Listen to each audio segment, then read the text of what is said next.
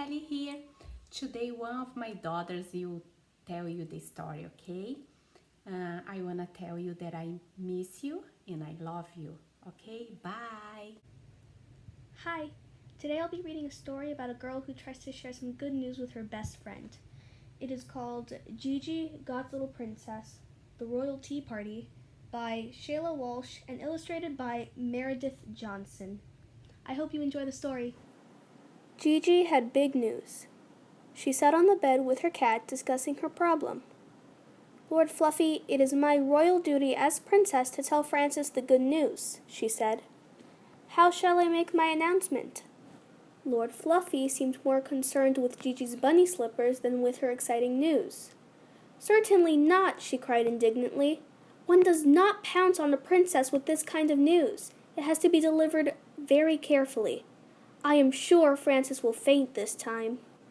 Daddy, if you had to deliver wonderful but very important news, and there wasn't a moment to spare, how would you do it? Gigi asked the next morning at breakfast. I think I would pick up the phone, Princess, if the news was urgent, he said. I was trying to find something more royal, Gigi said. Let the teaching of Christ live in you richly. Use all wisdom to teach and strengthen each other. Colossians 3:16. Gigi lay on her bed and tried to think of ways a princess could make a royal announcement. I've got it! I could have a band! There must be a procession! She picked up her pink telephone and began to dial. Maggie, this is Gigi, she said. I need you to play for a royal announcement tomorrow. How would you like to be a part of Gigi's pink parade players? Sorry, Gigi, but I have dance class tomorrow, her friend replied. But this is important, Gigi said, and one would consider it an honor just to be asked.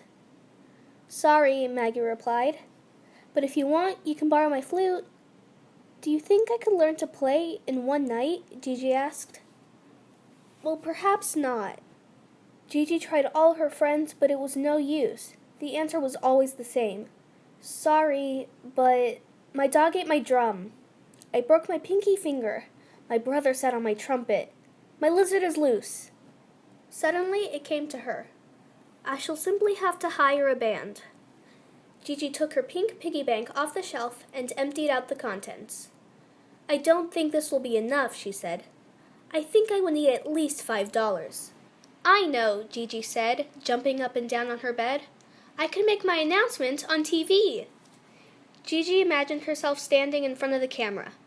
Hello, America. This is Princess Gigi interrupting your regularly scheduled program with an important announcement. Francis is God's little princess, too. Too dangerous, Gigi decided. Francis would definitely faint. A small plane. That's what we need, Lord Fluffy. We could fly low over Francis's house with a humongous sign. No, too predictable, she said. Now I've really got it. She cried so loud that Lord Fluffy shot up in the air. We will have a royal tea party. That is the proper way. And Francis will love it. Gigi ran downstairs to ask Mommy. Mommy, may I invite Francis for a royal tea party tomorrow? I think that would be lovely, her mommy replied. Is it a special occasion? The most special of all, Gigi said. Tomorrow I will tell Francis that she is a princess too. What joy! Gigi started preparing right away. Mommy, do you know where the balloons are? She asked.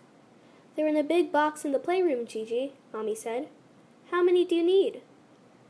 I need a lot, and I can only use pink ones for the royal cat-drawn carriage, Gigi replied.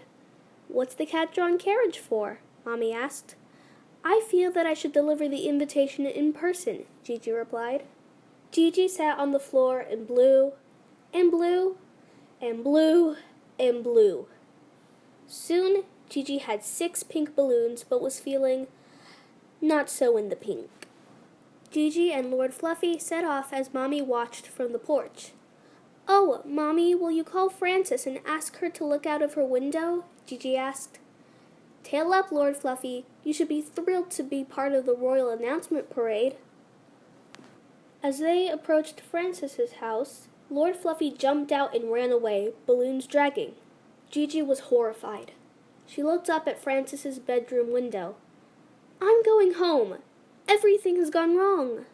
This has been one of the worst days in my whole life, Gigi announced to Mommy. I quit, she added. Francis will just have to live in ignorance of the extremely large hugeness of what I had to share. Do you think Francis would quit on you, Gigi? Mommy asked gently. Or do you think that God would quit on us if we didn't understand at first how much He loves us? No, Mommy, I'm sure God would never quit on His little princesses. When Gigi came downstairs in her PJs, Daddy was laughing. What's so funny, Daddy? She asked. I just got off the phone with Francis's father. He wants to know if she can stop looking out of the window now. She was still looking? Gigi asked with a smile. She really is a very good friend. Perhaps I should just call her and invite her to the tea party after all. The next day, the two friends sat out in the yard talking. Soon, Mommy brought out the tea tray. Thank you, Mommy, Gigi said. Yes, thank you, Francis added. Gigi, what were you going to show me yesterday? I looked out of the window for hours, but the only thing I saw was your cat running through the yard with balloons. Gigi sighed with embarrassment. Let's just ask the blessing.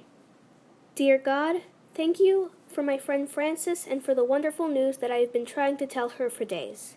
That she is your daughter and God's little princess, just like me. But it's been very hard and things kept going wrong, and I almost quit. But Frances didn't quit on me, and you didn't quit on us. So I'm here once more to announce to Frances that she is your princess too. And I'm going to let her use the royal cup so now she knows and Amen. Gigi opened her eyes and smiled. Things had gone even better than expected. As she moved the royal cup to Frances's side of the table, she gazed down at her best friend lying flat on the grass. Frances had fainted. Gigi knelt beside her dazed friend and said, This is the best day of our lives, Frances. We are both God's little princesses. Before the world was made, God decided to make us His own children through Jesus Christ. Ephesians 1:5. God chose you out of all the people on earth as His cherished personal treasure. Deuteronomy 14:2.